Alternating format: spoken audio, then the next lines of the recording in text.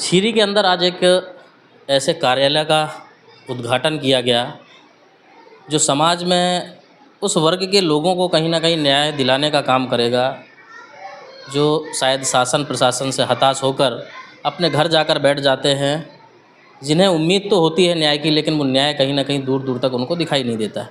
इस तरीके के मामले लगातार आप सभी सोशल मीडिया के माध्यम से, मीडिया के माध्यम से, न्यूज़पेपरों के माध्यम से देखते रहते होंगे। तो आज हम ऐसी शख्सियत से बात करेंगे शायद जो वापी के अंदर कम से कम परिचय के मोहताज तो नहीं है। संदीप भाई पटेल मौजूद हैं आज हमारे बीच में। हम चर्चा करेंगे इस कार्यालय को खोलने का रीज़न क्या रहा, किस तरीके की कार्यप्रणाली होगी, किन किन लोगों की मदद की जाएगी। आज बात करेंगे इस पूरे वीडियो के माध्यम से। नमस्कार मित्रों, आप देख रहे हैं सालासन न्यूज़ और मैं हूं विनय प्रजापति। बहुत बहुत स्वागत है संदीप भाई। धन्यवाद विनय भाई, थैंक यू। अच्छा, आज ये आपने कार्यालय का उद्घाटन किया। जी, सबसे पहले तो आपको ये कार्यालय उद्घाटन की बहुत बहुत शुभकामनाएं। धन्यवाद भैया। कार्यालय उद्घाटन करने का मेन कारण क्या रहा, किस वजह से ये आपको करना पड़ा कि भाई पुलिस चौकी पास में है, फिर ग्राम पंचायत छीरी, पहले ग्राम पंचायत या बाहर महानगर पालिका में आ चुके हैं और ये सेवा के लिए कार्यालय खोलना पड़ा।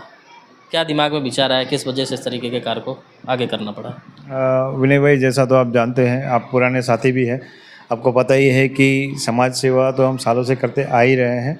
साथ में यहाँ पे जो ऑफिस खोलने का रीज़न है, पहले जो ऑफिस था वो साईं सबूरी नाम की जो बिल्डिंग है छिरी पुल के पास में, उसमें था। तो वहाँ पे लोगों को आने जाने में थोड़ा कठिनाई होती थी, एड्रेस उनको जल्दी से मिलता नहीं था। पिछले 1 साल से हमारा कार्यालय वहाँ पे चल रहा था, लेकिन हमें लगा कि वो थोड़ा अंदर है, तो हमें कुछ ऐसी जगह पे आना चाहिए जहाँ से हम लोगों को इजीली कनेक्ट कर पाए। तो इसके लिए सर हमने ये आज कार्यालय चालू किया है। क्या पर्पज़ है कार्यालय शुरू करने का, क्या कारण है? पर्पस तो सर एक ही है, समाज की सेवा करना। जिन लोगों को कहीं न कहीं से दबाया जाता है, उनकी आवाज़ बनना, जहाँ उनको न्याय ना मिले उनके साथ खड़े रहना और उनको न्याय दिलाना। अच्छा, ऑफिस कार्यालय जो आपने चालू किया है, किसी विशेष नाम से शुरू किया है या नॉर्मल सिर्फ आपके नाम से ही लोग यहाँ पर पहुँचेंगे? भैया ऐसा है कि जब हमने छीरी में सरपंची का चुनाव लड़ा था, तब हमारा एक पैनल था, मटके से हमारा सिंबल था। तो वो जब हम चुनाव लड़े उससे पहले 2017-18 में हमने छीरी सेवा समिति के नाम से एक संगठन बनाया था। तो छीरी सेवा समिति के नाम से ही ये छीरी को जनता को समर्पित कार्यालय रहेगा। कितने लोग हैं आपके साथ में? भैया ऐसे तो गिन के तो नंबर नहीं बता सकता मैं आपको, लेकिन शायद ही कोई ऐसी गली होगी या शायद ही कोई ऐसा घर होगा जहाँ का व्यक्ति हमसे नहीं जुड़ा। छीरी में तो आपको, छीरी में क्या वापी में ही सभी जानते हैं, परिचय की तो कोई बात नहीं उसमें, लेकिन जो समिति आपने बनाई उस समिति में मेंबर कितने हैं? समिति में मेंबर तो भैया ऐसे है कि पिछली बार जब हम चुनाव लड़े थे तो उस समय पे हमारे जो 20 जो वार्ड मेंबर थे वो है, और हमारे साथ में जो हमारे कार्यकर्ता हैं, मित्र हैं, मिलके हम कुछ 60 से 70 लोगों की ये समिति है। तो छीरी के अंदर ये काम रहेगा या वापी के किसी भी क्षेत्र में? देखिए, हम तो पूरे भारतवर्ष में काम करते हैं। हम देखिए, अगर बात करें कार्यक्षेत्र की तो कार्यक्षेत्र पूरा भारत है, लेकिन प्रायोरिटी छीरी की है क्योंकि हम यहाँ निवास करते हैं। तो मेरा मानना ऐसा है कि सेवा पहले अपने घर से चालू की जाए, फिर गली से, और गली से गांव, और गांव से शहर। तो इसी पद्धति से हम काम करते आए हैं। तो प्रायोरिटी पहले छीरी को रहेगी, और छीरी के बाहर का भी अगर कोई विषय आता है तो हम उस पर काम करते थे और करेंगे, आगे भी करेंगे। जिस तरीके से एक न्यूज़ चैनल भी है आपका, RNI रजिस्टर्ड पेपर भी है जी, उस क्षेत्र के साथ साथ, यानी कि मीडिया लाइन के साथ साथ में इस सेवा में जुड़ना है। फिर अभिनव भारत करके भी कोई एक संगठन है। जी, ग्राम पंचायत से आप चुनाव भी लड़ चुके हैं। जी, भाजपा में मुझे लगता है कि 3 से 4 आपकी लगभग जवाबदारियां भी हैं, और इस बार अटकलें ये भी थी कि शायद चुनाव में भी आप उम्मीदवार के तौर पर जनता को देखे जाएंगे, और जैसे हम लोगों की टीम अलग अलग क्षेत्रों में गई भी है तो ऐसी चर्चाएँ भी रही हैं। इस बारे में क्या कहना चाहेंगे? जी, आपने बिल्कुल सही कहा। अभिनव भारत भी यहाँ पे वापी वलसाड़ में हमने ही शुरू किया था, और आज भी वो कार्यरत है, जिसमें हम प्रमुख तौर पे गौरक्षा, लव जिहाद और लैंड जिहाद जैसे मुद्दों पे काम करते हैं, और साथ ही में वहाँ पे नारी शक्ति के लिए भी हम काम करते हैं। तो अभिनव भारत इस मेन मुद्दों पे काम करता है, और साथ साथ में हम शिक्षा के क्षेत्र में भी काम करते हैं। जिन बच्चों की अगर फ़ीस का इशू होता है, नहीं भर पाते, तो हमारे पास वो प्रश्न आता है तो हमारी टीम पहले वेरीफाई करती है कि वो जेन्युइन ज़रूरियात है या फिर कहीं से हेल्प मिल रही है तो बस लेने के लिए उन्होंने अप्लाई किया है।